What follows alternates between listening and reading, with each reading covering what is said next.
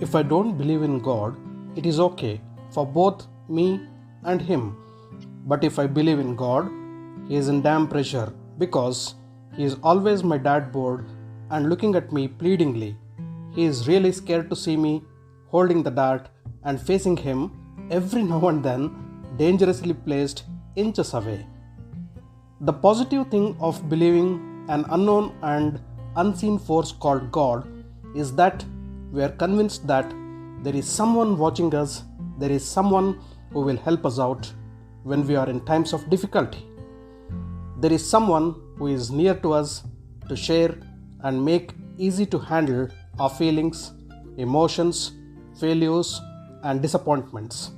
There is someone by submitting to whom we would build a strange positivity and courage within us. The problem of believing in God too is abundant. If not for us, at least for Him. Because we go to Him for every tiny problem of ours. We offer Him bribes which we may or may not fulfill. We also make sure that we keep our terms and conditions perfectly.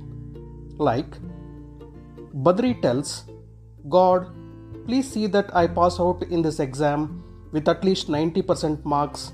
I will offer you 21 coconuts. Somewhere else, Venkatesh is praying to Lord Balaji, God, if my father survives this problem and comes out healthy, I will offer 5,001 rupees to your hundi. As if God is waiting greedily for those Badri's 21 coconuts or those 5,001 rupees of Venkatesh for ages, and these people are born to fulfill his long-standing wishes. In fact, Badri has never been serious at studies but always aims high marks. He also has offered his favorite god, Lord Ganesha, the same number of coconuts if the god sees that he is not caught while copying in his exams. Even Lord Ganesha had not recovered after hearing this wish for 3 days. Ultimately, our Badri was caught copying, but a teacher named Ganesha came to his rescue and allowed him to write the exam with a warning. Badri was thrilled. On the other hand, Venkatesh had really never taken care of his father. He is due to inherit his father's property and the old man hasn't signed the papers yet. Sunil tells God, if I get this job, I will never ask you anything more. I will come to your temple every Tuesday. Consider this as my last wish. As if God is eagerly waiting to see this person called Sunil visit him on Tuesdays. This person, in fact, has never seriously applied for a job nor has prepared for an interview. He wishes that his job comes to his home, and he has asked for his last wish innumerable times. Gayatri tells God, if my daughter gets to marry this year, and if my would-be son-in-law is well settled in America, I will fast on every Thursday for the entire year. She is diabetic and she pretty well knows that her fasting wouldn't be approved by family, doctor or God. But if God grants her wish, nothing like it. Maybe she is looking to change her Indian diet and make it American to get rid of her diabetes. Of course, when she visits her daughter frequently. She had heard that Americans work really hard on their diet and research. She also had wished, as she was young, to marry a NRI, an American Indian with a green card precisely, but landed up with an Indian husband. Now, she is on the top of her game and is pressing the 14 gods and goddesses she believes in to compensate it by making it true in case of her daughter. And she has put herself in the package deal too. But Badri, Venkatesh, Sunil or Gayatri, when things do not go according to their plans or wishes, will look at God in fury. They will ask, why God? You are always mean to me.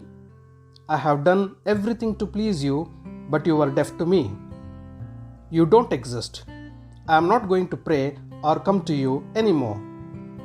But one of these or all may one day go back to that God again when they see a problem, or they may search for some other God in a new name. I want to narrate a funny event from a Telugu movie in this context.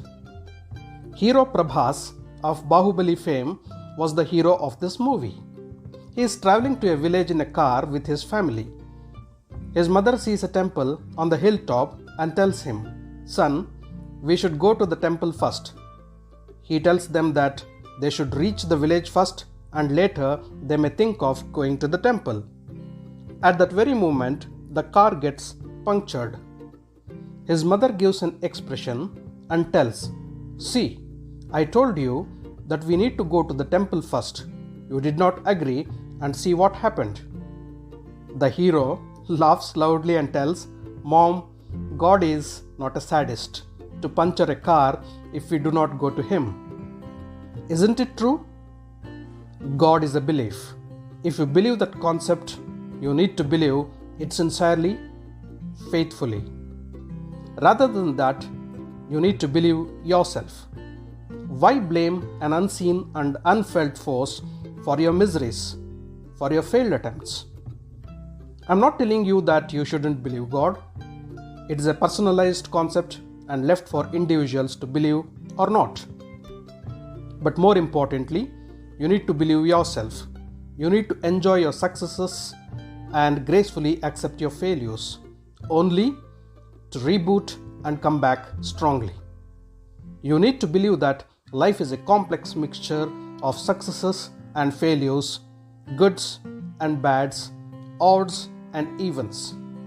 When you put two minuses across each other, you make it plus. And for that, you need to be a good strategist with a positive mindset. If you don't work hard, if you're not committed, if you don't have vision or mission in life, and if you always believe that some superpower is going to work out in your favor, you are wrong. Obviously, you will end up blaming your God, your destiny, and your stars for that, and you will feel cheated by God. You need to remember that if you believe in yourself, God is in you. You are God, the generator, operator, and destructor of your life. You have no one to blame. So, believe in self and be your own God. Everything in life would look positive and achievable, and everyone looks so good to you. If you have liked this episode, share it with your friends and family.